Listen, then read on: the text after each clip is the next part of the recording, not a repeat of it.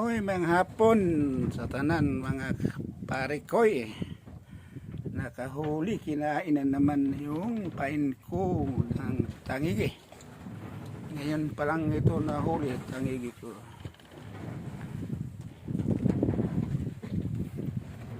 Tingnan mo mga kababayan ko. Bago pa yan, price pa talaga mga kaibigan ko.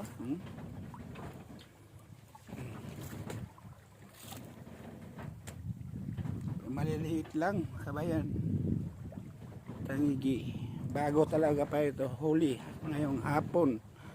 Mag alas 5 ng hapon mga kaibigan. Binigyan na naman ako ng biyaya ng Panginoong Hesus. Amen. Ito na ang tangigi na huli ko ngayon. Kanina rumpi umaga, alas 3 ng hapon na naman ay yun ang malasugi. Ngayong mag alas 5 na.